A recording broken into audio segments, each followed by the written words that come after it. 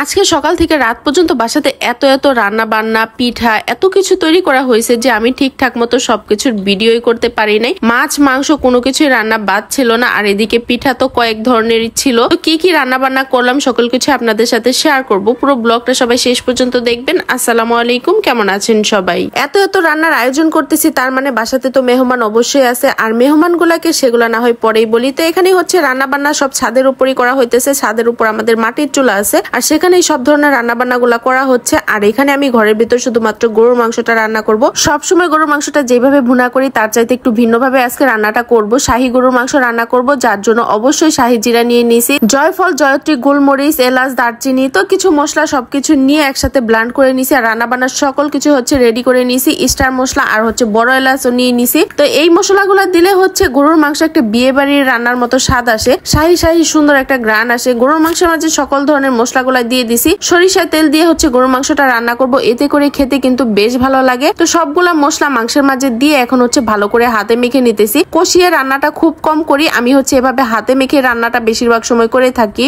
আমার হাতে রান্না বান্না করা খাবার কার কাছে কেমন লাগে আমি জানি না, কিন্তু রাইসা পাপা আমার হাতে রান্না করা খাবারগুলো অনেক বেশি পছন্দ করে, বিশেষ করে গরুর মাংসের ভুনাটা। এদিকে হচ্ছে গরুর মাংসটা অল্প আছে রান্না হতে থাক, আর এদিকে ছাদে হচ্ছে রান্না বান্না অলরেডি বসিয়ে দেওয়া হয়েছে। ছাদে হচ্ছে মুরগির মাংস আলু দিয়ে ঝোল করে রান্না করা হচ্ছে। আলু দিয়ে মাংস তরকারি আমার কাছে অনেক বেশি ভালো লাগে, বিশেষ করে গরুর মাংসের মাঝে যদি একটু আলু দিয়ে ঝোল করে রান্না করা যায় সেটা খেতে আরো বেশি ভালো লাগে। কিন্তু রাইসার পাপা ভুনাটা বেশি পছন্দ করে, যার জন্য একটু ভুনা করে রান্না করতেছি। আর এদিকে হচ্ছে চিংড়ি মাছ বেগুন ভাজা, তো চিংড়ি মাছটা হচ্ছে ভুনা করা হবে আর বেগুনটা ভাজা করা হবে। তো ওগুলো হচ্ছে ছাদে রান্না হতে থাক, আমি আবার হচ্ছে ঘরে চলে আসছি। এখানে গরুর মাংসটা রান্না বসিয়ে দিছি, সেটা হচ্ছে একটু গরম পানি দিয়ে দিলাম। ভালো করে কষানোর পর হচ্ছে গরম পানি দিয়ে দিলে সেটা সেদ্ধ হতে খুব একটা সময় লাগে না। অল্প আছে বেশ খানিকটা জাল করে নিছি, আর এখন হচ্ছে উপরে কিছুটা ভাজা জিরার গুঁড়া দিয়ে দিছি। আর মাংস তরকারি থেকে কিন্তু অবশ্যই বিয়ে বাড়ির একটা সুন্দর গ্রান আসতেছিল, আর খেতেও ভালো লাগছে।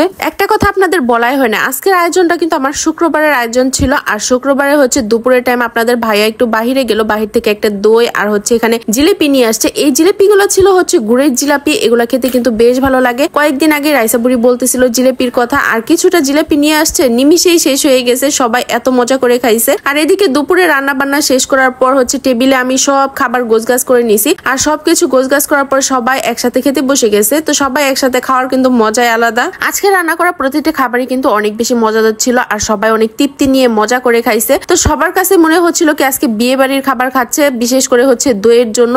বিয়ে বাড়িতে খাওয়ার পর যখন লাস্টে একটু দই খাওয়া হয় তখন কিন্তু খেতে বেশ ভালো লাগে, খাবারটা কিন্তু অনেক বেশি জমে যায়। ঠিক তেমনি আজকে বাসাতে দই ছিল যেহেতু, আর দই দিয়ে খেতে বেশ ভালো লাগছে। তো দইয়ের সাথে একটু করে সবাই মিষ্টিও খেয়ে নিতেছিল। তো সব মিলিয়ে খাবারগুলো অনেক বেশি মজাদার ছিল, সেটা তো বলেই দিলাম। আর এখানে হচ্ছে মচমচা আর পাতলা করে চাপড়ি পিঠা বানানো হইতেছে। বিকেলের দিকে হচ্ছে কয়েক ধরনের ভর্তাও তৈরি করা হয়েছিল, সেগুলো আর আপনাদের সাথে ভিডিও করে শেয়ার করতে পারি নাই। এখানে হচ্ছে চাপড়ি পিঠার সাথে ভর্তা খেতে কিন্তু বেশ ভালো লাগে। আর আজকে বাসাতে কে ছিল সেটা তো বলাই হয়নি, তেমন কেউ ছিল না। ননদ আর ননদের হাজবেন্ড ছিল, তার জন্যই হচ্ছে কয়েক ধরনের আয়োজন করা হলো। তো ননদের জামাই হচ্ছে চাপড়ি পিঠা পছন্দ করে, যার জন্য সন্ধ্যার দিকে চাপড়ি পিঠা বানানো হয়েছে। আর এদিকে হচ্ছে আপনাদের ভাইয়া তো তেলের পিঠা অনেক বেশি পছন্দ করে, সে বলতেছে সে তেলের পিঠা খাবে, তার জন্য রাতের বেলা হচ্ছে আমি তার জন্য তেলের পিঠা ভেজে নিতেছিলাম। পরিবারের জনসংখ্যা যখন বেশি থাকে আর যখন তাদের এক একজনের এক এক রকম চাহিদা থাকে, যে নাকি রান্না বান্না করে তাকে পড়তে হয় বিপত্তিতে, ঠিক তেমনি আজকে আমাকেও বিপত্তিতে পড়তে হলো। কারণ হচ্ছে এক একজনে এক এক রকম খাওয়া দাওয়া করতেছে। রাইসা বুড়ি হচ্ছে বলতেছে তেলের পিঠা খাবে না, সে হচ্ছে কয়েকদিন আগে হাঁসের মাংসের সাথে সিদ্রুটি পিঠা বানাইছিলাম, সে হচ্ছে সেই সিদ্রুটি পিঠা খাবে। কি আর করার, এখানে বুড়ির জন্য আবার সিদ্রুটি পিঠা তৈরি করতেছি। রাতের জন্য কোনো প্রকারের তরকারি রান্না করতে হয় না, দুপুরে রান্না করা তরকারি গুলো কিন্তু রয়ে গেছিল, আর সেগুলো দিয়ে হচ্ছে পিঠা খেয়ে নেওয়া হইতেছে।